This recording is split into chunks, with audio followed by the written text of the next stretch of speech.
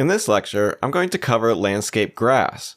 So just like landscape splines can be used to automatically apply meshes along a path, the landscape grass system can be used to automatically apply meshes along a landscape layer. And the name of the feature, along with several of its properties, contains the word grass because that's its most common use. However, it's actually useful for distributing any small mesh across a landscape layer, such as sticks, rocks, etc. Alright, so for this lecture, I downloaded some assets from Quixel. So if you like to follow along with the lectures, you'll need to go to Window, Quixel Bridge, and then search for Wild Grass. And then it will be this asset pack here. There are a couple other assets named Wild Grass as well, so just make sure it's the one that looks like this. So after you sign in, you'll just need to download the assets and then add them to the project. Okay, so to get started using landscape grass, the first thing I need to do is create a landscape grass type asset. And to do so, I just need to right-click in the content browser, go to Foliage, and then select Landscape Grass Type. And then I'm going to name this My Landscape Grass. And then double-click on it to edit its properties. So the purpose of a landscape grass type is to define which meshes you want applied to the landscape. This is done using the Grass Varieties property. So you'll need to click the Add button for each mesh you wish to define. For now, I'm just going to click this once. And then I'm going to expand this and set the Grass Mesh property to the Wild Grass Variation 10 mesh. So now I'm going to save this and then go to the content browser and open my landscape material. And now what I need to do is right-click in the graph and add a landscape grass output node. This node is used to specify which landscape grass types this material should use. This will already have an empty index added, but you can add more if you wish. So I'm going to expand this and set the grass type to be My Landscape Grass. And now I just need to tell the grass output node where on the landscape to apply the meshes to. So one way of doing that is to specify that the meshes should be applied to any location that a particular layer has been painted.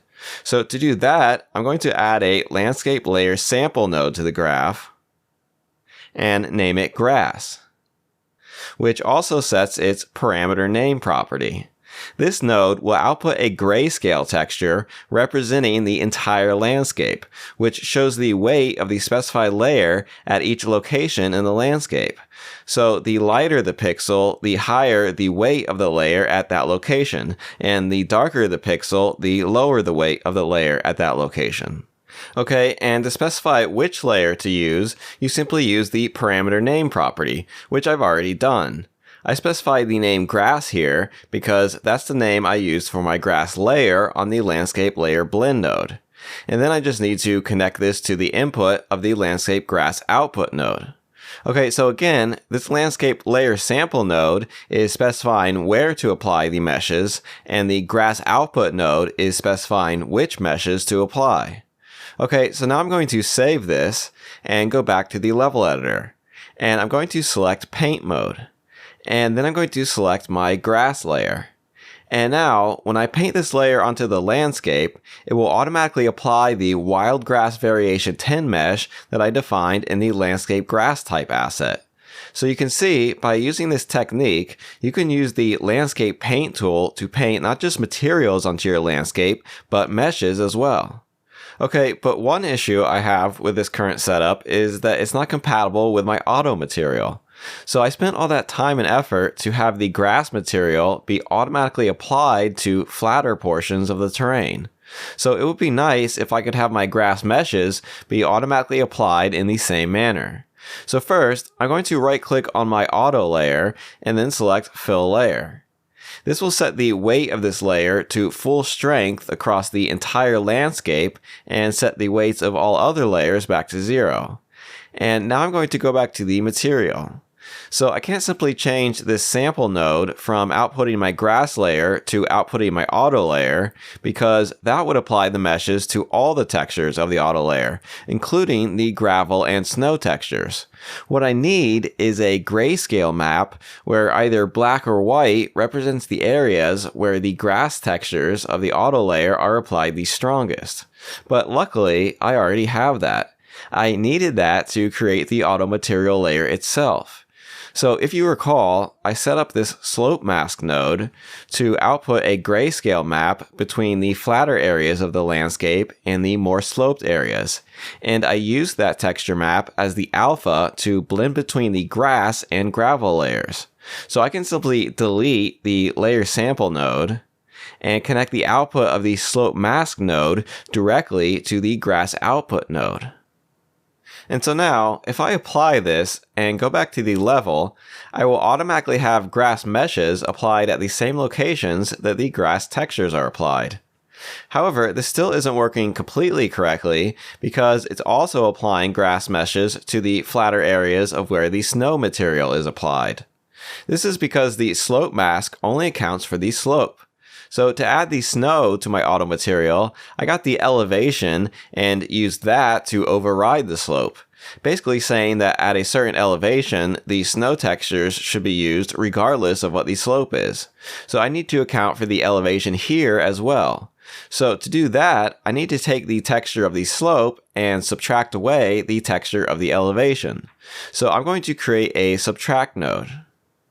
And I'm going to connect the output of the slope mask node to the A pin and the output of this cheap contrast node to the B pin. And then I'm going to connect the output of the subtract node to the grass output node. So if I apply this and go back to the level editor, this will work a little bit, but not completely. There will still be meshes on the relatively lower, flatter areas of where there is snow. So to fix this, I need to make sure that any values coming out of this cheap contrast node that are even slightly above 0 will get subtracted away. So to do that, I can multiply the values by a high number before subtracting. So I'm going to add a multiply node to the graph, and I'm going to connect the output of the cheap contrast node to the A pin and set the B pin to 100. And then I'm going to connect the output of that to the B pin of the subtract node. So now, if I apply this and go back to the level editor, the issue will be fixed. Okay, so now I've configured the landscape grass system to be compatible with the auto material technique I'm using. And now I don't even have to worry about painting the grass meshes on, which was already a convenience itself. Now it will automatically add grass meshes anywhere the auto material applies the grass textures and only there. Alright, so next I'm going to tweak some settings to get the grass looking just how I want. For example, I currently don't like how sensitive the threshold is for applying the mesh. Right now, it's applying meshes to areas with even the slightest bit of grass material blended in. So I'm going to go back to the material and add another cheap contrast node to the graph, and hook it up between the subtract and grass output nodes. And I'm going to create a constant node and set its value to 1 and connect that to the contrast pin. So by adding contrast, the darker areas will get darker, the lighter areas lighter, and there will be less of a fall off between the two areas. So now if I apply this and go back to the level editor, we can see how this affects the application of the meshes. It's now only applying the meshes to areas with much higher amounts of the grass textures.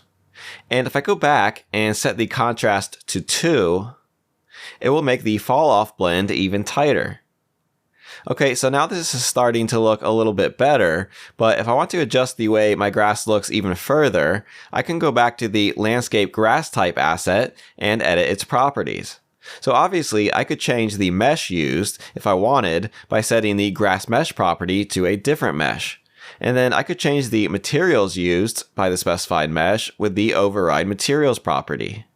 The grass density property is used to control the number of meshes per some unit of surface area. So with this at the default of 400, the grass is distributed like so.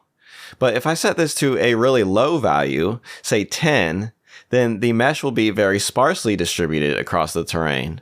And then if I set this to the maximum value of 1000, the mesh will be abundantly distributed across the terrain. But I'm just going to leave this set to the default of 400 for now. And because this property has a large effect on performance, it's possible that you will want to use different values for different platforms. For example, you may want to set lower values on mobile platforms. So to do that, you would just need to click on the Add button next to the property, choose the platform you want to set an override value for, and then enter the value. Alright, and then this grass density quality property is used with Unreal's scalability system and can be used as long as this enable density scaling property at the very bottom is set to true. If you're not familiar with Unreal's scalability system, if you go to the level editor and click on the settings button and then go to engine scalability settings, you'll have the option to change the quality of the graphics in the viewport. So this gives you the ability to develop higher-end games on lower-end computers. If the editor is having trouble displaying or running your game because of high graphics quality, you can lower them here for development. Okay, and so this grass density quality property can be used to define separate grass density values for each scalability level. Unfortunately, however, this property is currently very buggy and can't actually be used. And the same thing goes for the start coal distance quality and end coal distance quality properties as well. If you try to actually set any of these properties, or if you simply close and reopen the grass type asset, these properties will disappear.